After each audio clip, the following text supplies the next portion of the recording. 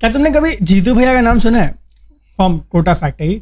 उन्होंने अपने एक एपिसोड में एक लाइन बोली थी, where he said that exam के लिए पढ़ने से पहले एग्जाम को पढ़ो। I think it's one of the most important things that has ever been mentioned in any entrance exam preparation or classes or coaching centers. You need to understand the exam in depth. आपको वो exam की actual pattern, वो exam क्यों conduct किया जाता है, वो exam में ऐसी क्या चीजें हैं जिसके लिए ये क्वेश्चंस आपको पूछे जाए, why are these questions being asked, when people are setting those questions, what are the thought processes behind setting those questions. These are the things that I did not know when I was preparing for CEED. ये जगहों पे मैंने बहुत struggle किया because I had no idea these questions are testing me for what. Criteria क्या है जिस basis पे मैं कोई डिजाइन कॉलेज में जाऊंगा, CEED कंडक्ट क्यों किया जाता है. सो हम ये चीजों पे फोकस करेंगे ये पर्टिकुलर एपिसोड में. I am going to be focusing on CEED as the exam, the entire structure, the hierarchy, the pattern. Why is CEED conducted? That is the question. Why does IIT Bombay conduct CEED?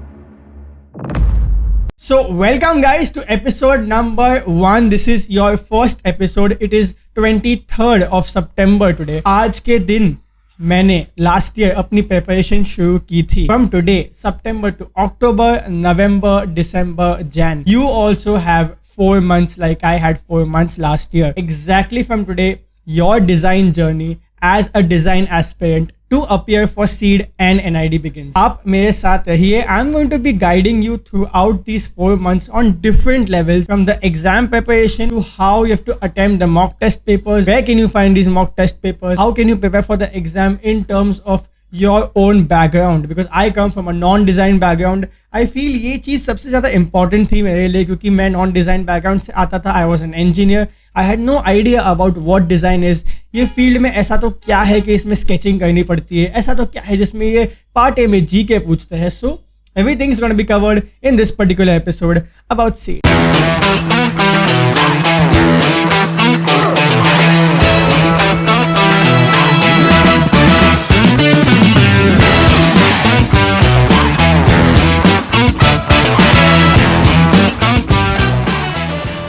Question number 1. ये CEED क्यों लिया जाता है? Why is CEED conducted? So I'm going to be focusing on 6 of the main aspects which are also mentioned in the CEED brochure. Okay. The first thing that they want to test is your visual ability. I think ये सबसे important part है CEED का. CEED conduct इसके लिए किया जाता है ताकि वो आपका विजुअल एबिलिटी टेस्ट कर सके. आप चीजों को देख के कितनी जल्दी उन्हें समझ सकते हो. How quickly can you understand that question, what are the graphs, the figures, what is given in the question, how quickly can you understand that. That is testing your visual ability. Visual ability also includes आप कौन सी चीजें याद रखते हो, आपने कौन सी चीजें कहाँ देखी है, आपने चीजें देखी है तो उसके बारे में आपको क्या क्या नॉलेज है, क्या क्या आपको पता है. ये सारी चीजें विजुअल एबिलिटी में आती है. Number 2, they want to test your logical reasoning skills. I feel as an engineer logical reasoning skills is something जो एक एनालिटिकल माइंड डेवलप किया जाता है through engineering. I feel a lot of people even in architecture have that analytical mind to be able to solve these logical reasoning questions. So logical reasoning is not necessarily meant of engineering point of view. Engineering के questions नहीं होते logical reasoning. They can be very simple common sense questions to apply simple human logic to these questions. बस और ज़्यादा कुछ नहीं दिमाग लगाना है. बहुत सारे questions जो मैं आगे आपको बताऊंगा वो सिर्फ और सिर्फ कॉमन सेंस पे बेस्ड है. These questions will have a lot of confusing options as answers. ये सारे questions होंगे जो आपको झुंझलाने की जरूरत. वो लोग ट्राई करेंगे कि आपको कंफ्यूज कर दे, आपको एक मैजिकल लैंड में भेज दे. None of the above, all of the above. You have to use your logic and you have to be able to answer those questions in time. Next, creativity. Creativity ऐसा एक section है जो I think through out the paper, या CEED हो या NID हो, the entire exam is based on creativity. Creativity एक ऐसी स्किल है जो आप सीख नहीं सकते, जो आपके अंदर डेवलप नहीं की जा सकती. You have to be able to think openly. आपके इमेजिनेशन पे बेस्ड होती है आपकी creativity. How futuristic do you think, what is the level of thought process you can push yourself to kind of improvise on existing solutions. How can you think as a wild young person, free person जिसको open मैदान में खुला छोड़ दिया है, आपकी creativity कहाँ तक जा सकती है. क्रिएटिविटी एक ऐसा सब्जेक्ट है, it's not a subject, it is actually based on your life experiences, the things you have lived through, your stories. Any of the answers can be linked to your personal background, your struggles, your stories, your family, your personal life. बहुत सारी चीजें आती है creativity में. वो creative mind आप कैसे वो क्वेश्चन में अप्लाई करते हो, that is what SEED and NID test. Next, communication skills. I think communication skills मैं इसमें एक बार बहुत अच्छे से क्लियर कर दूं. बहुत सारे लोग इसमें कंफ्यूज होते हैं. कम्युनिकेशन स्किल्स का मतलब ये नहीं है कि मैं आपसे कैसे बात कर रहा हूँ या आप मुझसे कैसे बात कर रहे हो. Communication skills is not verbal, it is on paper. Communication skills is एक आइडिया आपने पेपर पे कैसे प्रेजेंट किया है, that is communication skills. Drawing skills. Now previous जो हमने बात की थी कम्युनिकेशन स्किल्स की, ये और ड्राइंग स्किल्स इंटरलिंक्ड है. सबसे बड़ा मिथ सीड में ये है कि सीड एक ड्राइंग और स्केचिंग पेपर है. No guys, no, CEED is not a sketching paper. CEED is completely based on your communication skills. Your drawing skills are just a medium, a method, एक तरीका है उसको पेपर पे डालने का. अगर आपके दिमाग में एक आइडिया है, all the drawing skills you need is if you can place that idea from your head onto paper. अगर आप वो आइडिया को अच्छे से कम्युनिकेट कर पाते हो वाया स्केचेस, आपकी ड्राइंग स्किल्स उतनी काफ़ी है. ड्राइंग स्किल्स आपकी टेस्ट की जाएगी but only in one question of one section of the entire paper which is in part B. Next, the last thing is problem solving. I think दो सबसे important, creativity और problem solving के basis पे मैंने पूरा paper निकाला था. मेरी ड्राइंग स्किल्स बहुत वीक है. My logical reasoning is also okayish because I did not make a good engineer, नहीं तो मैं बहुत अच्छी इंजीनियरिंग जॉब कर रहा होता. According to my understanding, creativity and problem solving ये दोनों ऐसे सेक्शंस है, अगर आपने वो चीज़ें आपके क्वेश्चंस में अप्लाई की तो एग्जामिनर जो पेपर चेक कर रहा है, he will understand what kind of a thought process you have. आपका माइंडसेट वो उसमें पढ़ लेगा. प्रॉब्लम सॉल्विंग एक ऐसी चीज़ है, आपको बस एक क्वेश्चन देख के उसको सिंपली ब्रेक डाउन करना है छोटे छोटे टुकड़ों में और हर एक टुकड़ों को सॉल्व करना है. In part A.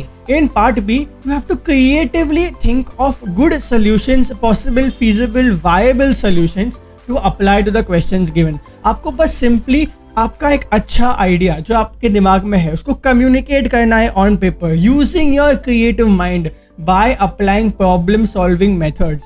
Problem solving methods बहुत सिंपल होते हैं, कोई रॉकेट साइंस नहीं है. इट इज़ जस्ट आपको एक सिंपल सी प्रॉब्लम दी गई है कि रास्ते पे पॉटहोल्स है, उसमें आप क्या क्या फैक्टर्स कंसिडर करते हो. People working to fill that pothole, users walking on that pothole, people falling in that pothole, injuring themselves and then talking about it on social media. इतने सारे dimensions में आपका mind जाता है while thinking of or devising a solution of a problem. उसको कहते हैं problem solving skills. आप कितनी चीज़ों को in mind रखते हो एक problem को solve करने के टाइम पे, उसके बेसिस पे आप कौन सा नया solution innovate करते हो. वो नया है, वो इम्प्रोवाइज कर रहा है कोई एग्जिस्टिंग सोल्यूशन पे, ये फ्यूचरिस्टिक है, किसी ने उसके बारे में सुना नहीं है. All of these things are tested in your problem solving skills. Next question, IITs कौन सी होती है जो सीड एक्सेप्ट करती है? ये बहुत सा जनरल सवाल है क्योंकि बहुत सारे लोगों ने मुझे पूछा है. बहुत सारे IITs में अभी तक मास्टर्स इन डिजाइन नहीं है. There are only a few IITs which have the MDAS course and a lot of people do not know this. That is why I included this in the video. 5 IITs that apply, the major 5 IITs that apply are Bombay, Guwahati, Hyderabad, Kanpur and Roorkee. And obviously my own IIT, IIT Delhi. And there is a triple IT Jabalpur that also has a master's course. अगला बहुत ही important question, क्या seed admission guarantee करता है? Guys ये I think सबसे बड़ा misconception है कि मैंने सीड दे दी, मेरी रैंक आ गई, I have good marks and I will get into a college. It is not like that. CEED is just an eligibility criteria for IITs to accept your application. I repeat that, CEED एक admission criteria नहीं है, एक eligibility criteria है जो IITs के लिए एक application लेने के लिए एक मध्यम है. What happens is that whenever you apply, when you give seed, your seed rank and your seed scorecard is used to apply to all other IITs for their personal tests, personal tasks, interviews, etc. Seed does not guarantee admission. Seed will just get you an entry ticket. एक मेले की, circus की entry ticket है seed. अब मैं आता हूँ सबसे important part of the video which is an overall structure of seed. Seed क्या चीजों पे बेस्ड है, सीड में क्या सेक्शंस है, क्या पार्ट्स है और सीड में क्या होता है. So first of all, seed एक 3 आवर पेपर है, 3 घंटे का पेपर सीड, जिसमें आपके 2 पार्ट्स है, part A and part B. Part A is where you have questions based on English, maths, GK, logical reasoning, visual ability. ऐसे questions आपको first part में पूछे जाते हैं. It is of 1 hour, 1 घंटे का पहला part होता है and you have to attempt 41 questions in that particular 1 hour. Now, इसके अंदर भी dissections है. Part A. Now we'll talk focus completely on Part A right now. Part A is made up of 3 things. NAT, MSQ, MCQ. Relax, no rocket science. NAT है numerical type के questions. It is basically calculative and based on maths. मतलब बहुत सारे questions जो NAT में मैंने देखे हैं पिछले सालों में जब मैंने पेपर सॉल्व किए थे, बहुत सारे questions आते हैं बेसिक 9, 10th, 11th, 12th के मैथ्स पे. कोई हाई लेवल मैथ्स नहीं पूछी जाती है. बेसिक 8th, 9th, 10th के भी प्रॉब्लम्स आते हैं which are just either counting which you can count on your fingers, और basic maths like profit and loss और सिंपल इंटरेस्ट. कभी कभी ऐसे क्वेश्चंस पूछे जाते हैं. I am going to have a completely different video on the NAT section and the maths section of part A. How important really is maths. So NAT वो type का question है. NAT है 3 marks के लिए. NAT में अगर आपने question attempt किया, each question is 3 marks and you have 8 questions of NAT in part A.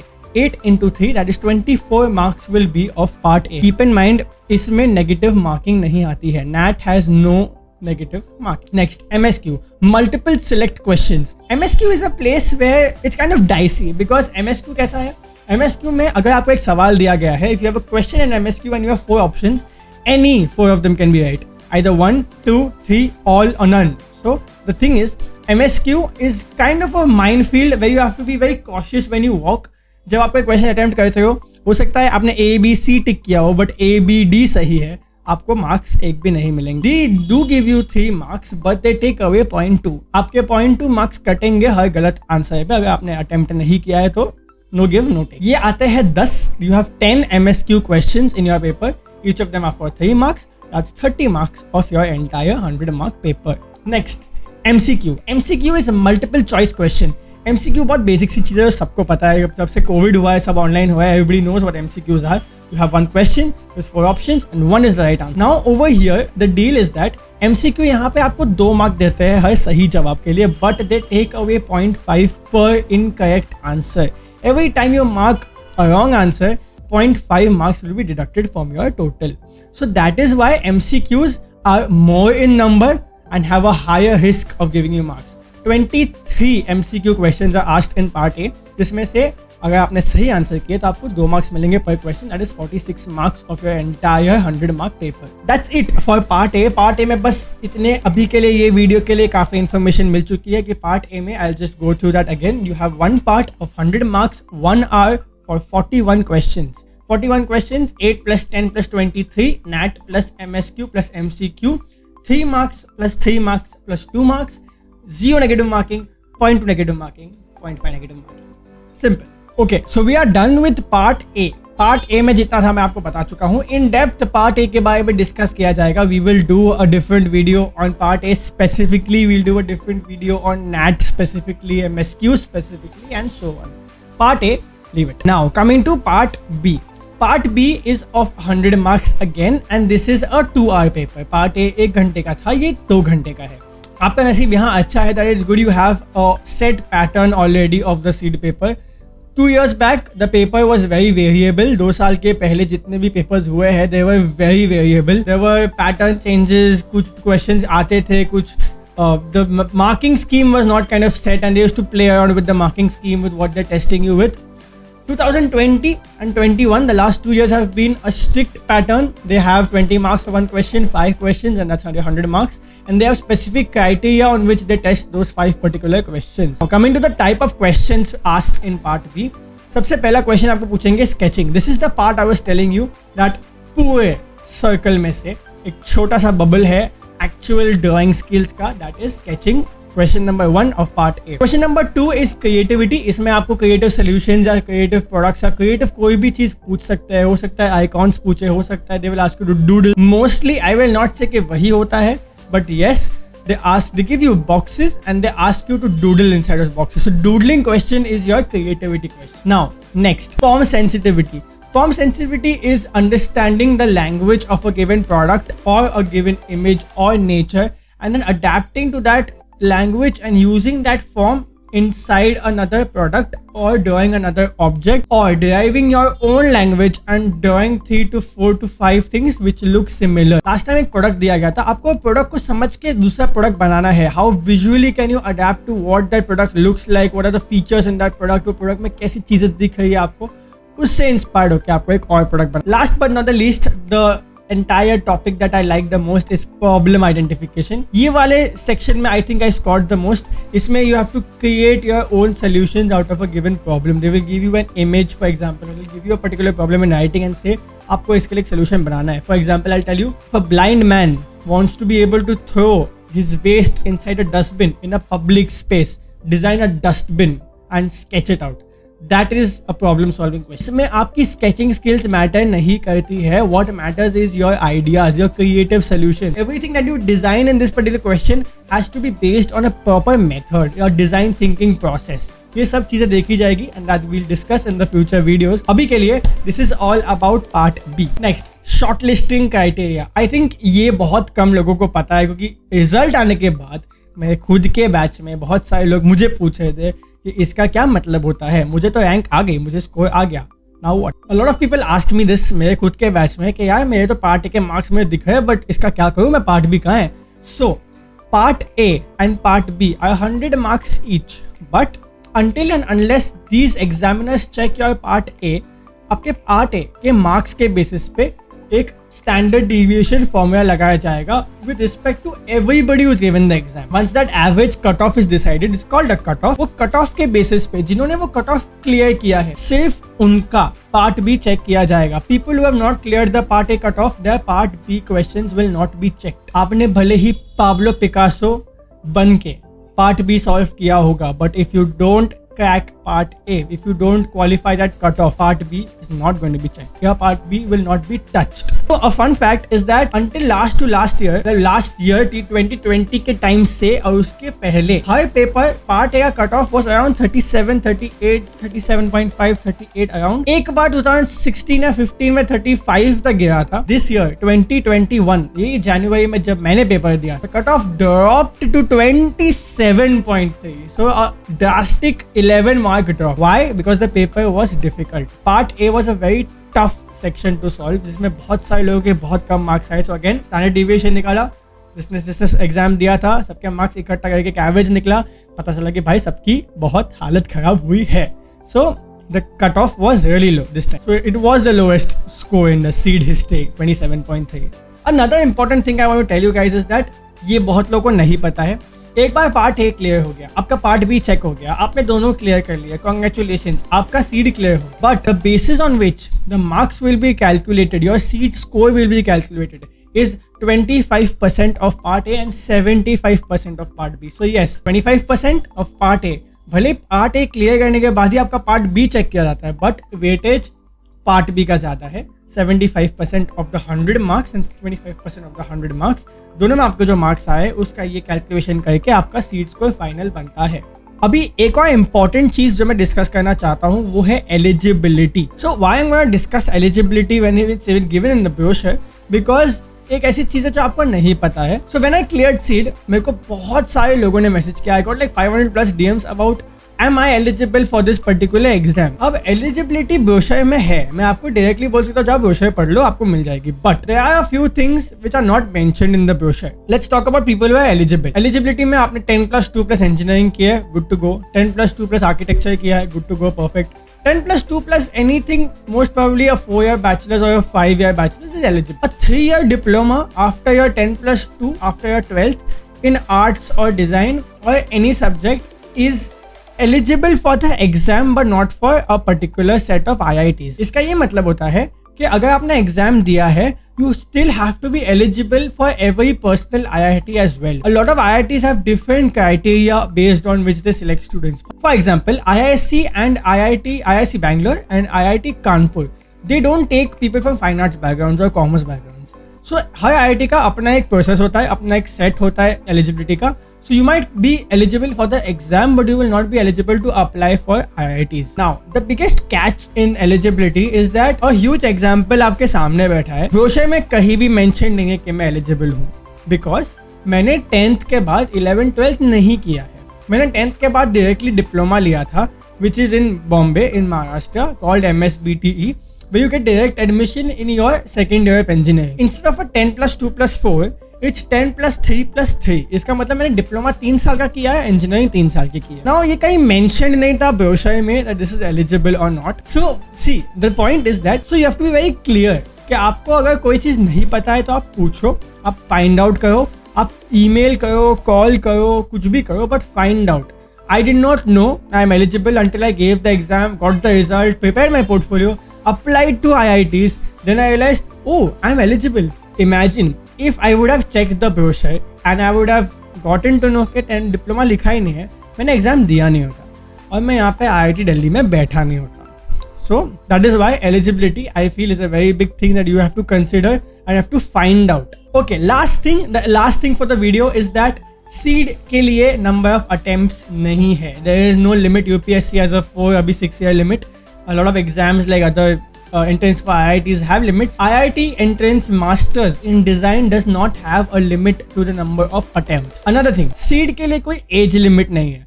There's a mother of 2 children in my batch at IIT Delhi, which I feel is very heartwarming. मुझे बहुत अच्छा लगता है उनसे बात करके क्योंकि उन्होंने 10 साल बाद वापस अपनी पढ़ाई शुरू की है.